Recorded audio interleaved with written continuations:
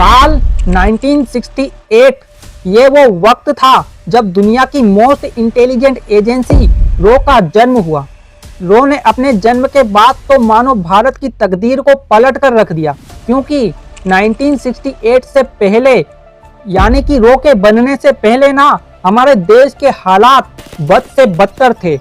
हमारा पूरा देश ऑलमोस्ट बिखरने की कगार पर खड़ा था और भारत के इसी कमजोर दौर में रो की नींव रखी गई और उसके बाद तो मानो इसने भारत की सुरक्षा को आसमान की बुलंदियों पर पहुंचा दिया। ये एजेंसी अपने काम में इतनी माहिर और शातिर थी कि इसने अपने जन्म के बाद बहुत ही कम समय के अंदर पाकिस्तान जैसे देश को दो टुकड़ों में तोड़कर बांग्लादेश को आजाद करवाया, सिक्किम को भारत का एक राज्य बनाया, ऑपरेशन स्माइलिंग बुद्धा के थ्रू परमाणु परीक्षण करके इंडिया को एक न्यूक्लियर स्टेट डिक्लेयर कर दिया और अमेरिका को इस बात की भनक तक नहीं पड़ी।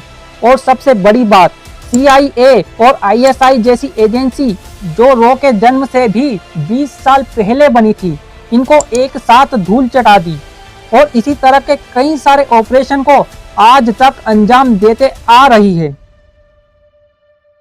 लेकिन ये सब कर पाना रो के लिए इतना आसान बिल्कुल भी नहीं था, क्योंकि जहां एक तरफ तो रो को अपने से बड़ी एजेंसियों से भारत की रक्षा करनी थी, जो रो के जन्म से 2 दशक पहले मैदान में उतर चुकी थी, और वहीं दूसरी तरफ भारत के अंदर ही कुछ नेता ऐसे थे जो रो की शुरुआत से ही उसे खत्म करने के नापाक इरादे रखते थे।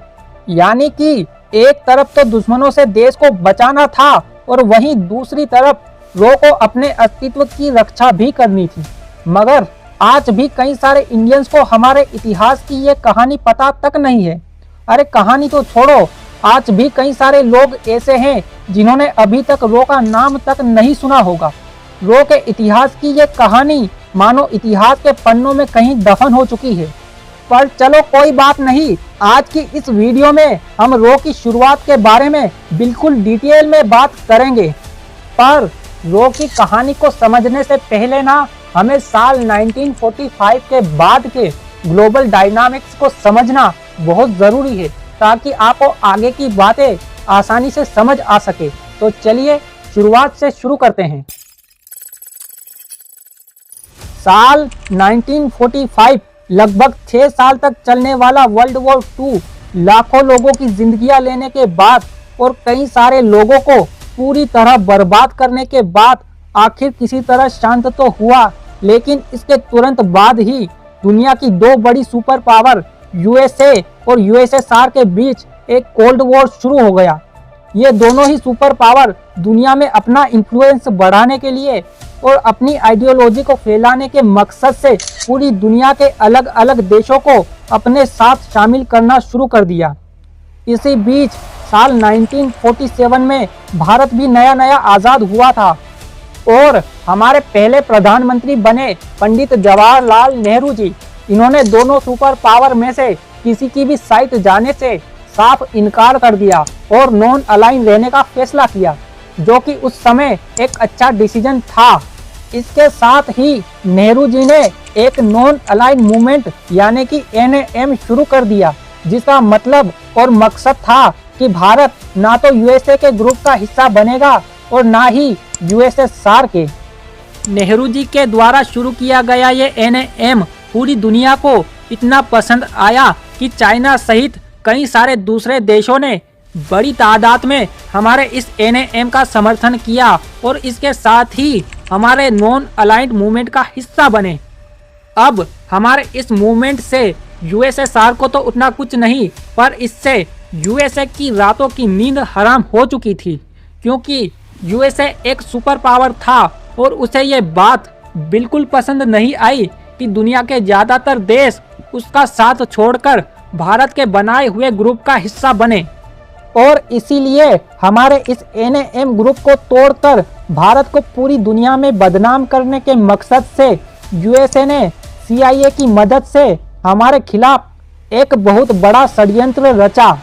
उसने NAM के एक बड़े सदस्य चाइना को अपना निशाना बनाया। CIA ने चाइना के प्राइम मिनिस्टर ज़्याओ एनलाई को मारकर उसका पूरा इल्ज़ाम भारत पर लगाने की पूरी कोशिश की। तो ये बात है 11 अप्रैल 1955 की, जब मुंबई से इंडोनेशिया जाने वाली एक फ्लाइट कश्मीर प्रिंसेस में ब्लास्ट हो जाता है, जिसमें लगभग 16 लोग अपनी जान से हाथ धो बैठे। इस घटना का पता चलते ही पूरी दुनिया में भारत की बहुत बदनामी होने लगी, क्योंकि उसी दिन उस प्लेन में चाइना के प्राइम मिनिस्टर ज़्याओ एनलाई भी जाने वाले थे, पर किसी तरह लास्ट मोमेंट में उनका प्लान कैंसिल हो गया और उनकी जान बच गई। इस घटना के बाद पूरी दुनिया के कई सारे देश भारत के ऊपर ये एलिगेशन लगाने लग गए कि चाइना के प्राइम मिनिस्टर को मारने की पूरी साजिश इंडिया की थी, जिससे ग्लोबल मीडिया में इंडिया की इमेज बहुत खराब होने लग गई। अब हमारे लिए ये बहुत ही ज़्यादा ज़रूरी था कि हम इंडिया पर लगे इस दाग को किसी भी तरह मिटाएं, और इसीलिए नेहरू जी और चाइना के प्राइम मिनिस्टर इन दोनों ने मिलकर इस केस के पूरे इन्वेस्टिगेशन की जिम्मेदारी आईबी में काम करने वाले एक काबिल ऑफिसर को दी। और फिर आईबी की इन्वेस्टिगेशन के बाद पता चला कि ये पूरी प्लानिंग तो सीआईए की थी। आईबी के इस ऑफिसर ने सीआईए को पूरी दुनिया में एक्सपोज कर दिया। इस ऑफिसर का नाम मैं आगे आपको बताऊंगा, क्योंकि यही आज की हमारी इस कहानी के मेन हीरो है। आईबी की इन्वेस्टिगेशन के बाद यूएसए का पूरा प्लान तो बर्बाद हो गया था, लेकिन वो इतनी जल्दी हार बिल्कुल भी नहीं मानने वाला था। उसने इंडिया को काउंटर करने के लिए एक ऐसी कंट्री को आइडेंटिफाई किया जो इंडिया की कट्टर दुश्मन हो और जो यूएसए के इशारों पर नाच सके, और वो एक लोती कंट्री थी, पाकिस्तान। अमेरिका ने पाकिस्तान को भर भर के मॉडर्न हथियार और मिलिट्री सपोर्ट देना शुरू कर दिया।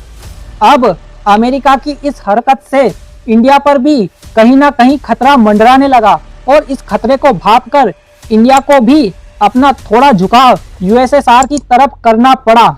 यूएसएसआर ने भी उस समय इंडिया के विकास के लिए यूनिवर्सिटी और डैम प्रोजेक्ट में खूब मदद की थी।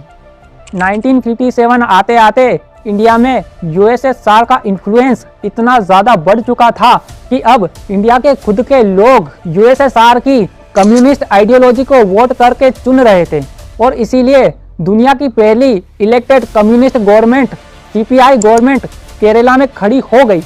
इतना सब होते हुए देख यूएसए का पारा मानो 7वें आसमान पर चढ़ चुका था। उसने तुरंत इंडिया से यूएसएसआर के इन्फ्लुएंस को हटाकर केरल की सीपीआई गवर्नमेंट को गिराने का एक मिशन सीआईए को सौंप दिया, ताकि इंडिया अमेरिका के काबू में आ सके और अमेरिका इंडिया को अपना एक पालतू बना सके। मिशन मिलते ही सीआईए ने इंडिया में इतने पेड प्रोटेस्ट करवाए कि तब की हमारी सेंट्रल गवर्नमेंट को खुद केरल की सीपीआई गवर्नमेंट को गिराना पड़ गया। केरल की सीपीआई गवर्नमेंट का गिरना पूरी तरह से एक इंटेलिजेंट फेलियर का ही नतीजा था, और इस इंसिडेंट के बाद तो मानो इंडिया में इंटेलिजेंट फेलियर की एक बाढ़ आ गई। साल 1962 Indo China war, 1965 Indo Pakistan war, 1966 Lal Bahadur Shastri और डॉक्टर होमी जहांगीर भाभा का मर्डर, ये सभी एक इंटेलिजेंट फेलियर का ही नतीजा था। साल 1962 में इंडो चाइना वॉर के बाद आईबी में काम करने वाले एक ऑफिसर ने अपने ही डिपार्टमेंट के मुंह पर उसकी कमियों और फेलियर को हाईलाइट किया था, लेकिन इसके बावजूद भी कोई सुधार नहीं हुआ, और लगातार होते इन फेलियरों की वजह से हमने अपने लाल बहादुर शास्त्री और डॉक्टर होमी जहांगीर भाभा जैसे लोगों को खो दिया। और याद रखिए, मैं ये सारी बातें लोग के जन्म से पहले की बता रहा हूँ। शास्त्री जी के बाद मैडम इंदिरा गांधी देश की नई प्रधानमंत्री बनी। मैडम गांधी एक देशभक्त थी, और इसीलिए उन्होंने आईबी के इन बार बार होते फेलियर को बिल्कुल भी नजरअंदाज नहीं किया। उन्होंने तुरंत आईबी के उसी ऑफिसर के साथ एक मीटिंग बैठाई जो नेहरू जी की सुरक्षा कई सालों से कर रहे थे। इन्होंने ही कश्मीर प्रिंसेस वाला वो दाग हमारे सर से मिटाया था। और यही वो ऑफिसर है जिन्होंने आईबी में रहते हुए आईबी की कमजोरियों और फेलियर को हाईलाइट किया था। इस होनहार ऑफिसर का नाम है the spy master Rameshwar Nath Kao या फिर RN Kao, the founder of research and analysis wing रो। मैडम इंदिरा गांधी ने RN काव से एक ऐसा इंटेल डिपार्टमेंट बनाने को कहा जो भारत के खिलाफ होने वाले किसी भी षड्यंत्र को पहले से भांपकर उसे नाकाम कर दे। मैडम गांधी का ऑर्डर मिलते ही RN काव ने कुछ ही दिनों के अंदर रो का एक कंप्लीट ब्लूप्रिंट बना के तैयार कर दिया और PM गांधी के सामने पेश किया। लेकिन इसके साथ ही RN काव ने अपनी कुछ शर्तें भी रखी, जिसमें सबसे महत्वपूर्ण शर्त ये थी कि रो इंडिया की सबसे सीक्रेट इंटेलिजेंट एजेंसी रहेगी। रो के अंदर काम करने वाले एक भी ऑफिसर का नाम कागज के एक भी पन्ने पर नहीं लिखा जाएगा। मैडम गांधी ने भी RN काव की सभी शर्तों को मानकर रो के इस ब्लूप्रिंट को तुरंत अप्रूव कर दिया। अब रो बन तो चुकी थी, लेकिन सिर्फ कागजों पर, क्योंकि जितनी आसानी से रो का ये ब्लूप्रिंट अप्रूव हुआ, रो को एक्चुअल में बना पाना उससे कहीं ज्यादा मुश्किल था। क्योंकि इस बात का पता जब आईबी को चला तो उन्होंने RN काव के लिए मुसीबतें खड़ी करना शुरू कर दिया। आईबी ने RN काव को ऑफिस और फर्नीचर देने से मना कर दिया और यहाँ तक कि ट्रेंड ऑफिसर देने से भी साफ इनकार कर दिया। पर किसी तरह जुगाड़ करके RN काव ने सिर्फ 250 नौसिखे ऑफिसर और एक मामूली से बजट के साथ रो की शुरुआत कर दी। RN काव ने इन 250 ऑफिसरों को दुनिया की अलग अलग इंटेलिजेंट एजेंसी से ट्रेनिंग दिलवाई, वो भी बिना किसी को बताए। 1970 आते आते रो की पहली बैच पूरी तरह तैयार हो चुकी थी और इनका सिर्फ एक ही नारा था, धर्मो रक्षति रक्षितः। और अपने इसी मकसद के साथ हमारे रो की पहली बैच निकल चुकी थी दुनिया का सामना करने के लिए। RN काव ने दुनिया भर में मौजूद इंडियन एम्बेसी के थ्रू इन सभी ऑफिसरों को दुनिया के कोने कोने तक पहुंचा दिया और उसके बाद आगे आने वाले लगभग 5 सालों तक रो ने CIA और ISI के हर एक मिशन को नाकाम करके उन्हें ईंट का जवाब पत्थर से दिया। फिर आया साल 1976 जब देश में नेशनल इमरजेंसी लग गई और यहीं से रो के दरवाजे पर एक बार फिर मुसीबतों ने दस्तक दी। कुछ समय बाद इमरजेंसी खत्म तो हुई, पर रो को जिस बात का डर था वही हुआ भी। साल 1977 में देश में इलेक्शन हुए और अपोजिशन पार्टी इस इलेक्शन में जीत गई। उसके बाद हमारे नए PM बने मोरारजी देसाई। इन्होंने PM बनते ही रो के कई सारे ऑफिसर को नौकरी से निकलवा दिया, बहुत सारे ऑफिस बंद करवा दिए गए और इसके साथ ही रो के कई सारे ऑपरेशन को डिले करवाया। पर चलो, एक बार के लिए ये सब तो फिर भी ठीक था, पर इनकी वजह से पाकिस्तान के अंदर हमारे 150 अंडरकवर ऑफिसर भी एक्सपोज हो गए, जिन्हें फिर पाकिस्तान के अंदर ही खूब टॉर्चर कर करके मौत के घाट उतार दिया गया। PM मोरारजी देसाई ने कोई कसर नहीं छोड़ी रो को पूरी तरह बर्बाद करने में। मोरारजी देसाई के PM बनते ही मानो रो के लिए एक काला दौर शुरू हो गया था। ऐसा लग रहा था कि मानो हमारे सभी रो ऑफिसर किसी अंधेरी काल कोठरी में कैद हो चुके हैं। सबको लगने लग चुका था कि रो का चैप्टर अब हमेशा हमेशा के लिए खत्म। लेकिन किस्मत ने एक बार फिर करवट ली और 1980 में इलेक्शन के बाद मैडम इंदिरा गांधी एक बार फिर पावर में आई और फिर जैसा कि उम्मीद थी, मैडम गांधी ने एक नए ऑपरेशन की परमिशन एक झटके में दे दी और इतने समय से चुप बैठे हमारे सुपर हीरो ने एक बार फिर से हथियार उठाकर एक नए सफर की शुरुआत कर दी और ये सफर आज तक चल रहा है। तो ये थी रो के इतिहास की एक पूरी कहानी। अगर इन सभी बातों को हम शॉर्ट में समझे तो इस वीडियो में हमने जाना कि साल 1945 के बाद की ग्लोबल पॉलिटिक्स, दूसरे देशों का हमारे देश के अंदर इंटरफेयर और हमारे देश के एजेंसियों की कुछ कमजोरी और बार बार होते इंटेलिजेंट फेलियर, इन सभी फैक्टर ने मिलकर एक ऐसी परफेक्ट सिचुएशन बनाई कि तब की हमारी सेंट्रल गवर्नमेंट को मजबूरन एक एक्सटर्नल इंटेलिजेंट एजेंसी बनानी ही पड़ी और तब हमारे देश के अंदर जन्म हुआ एक खुफिया इंटेलिजेंट एजेंसी रो का।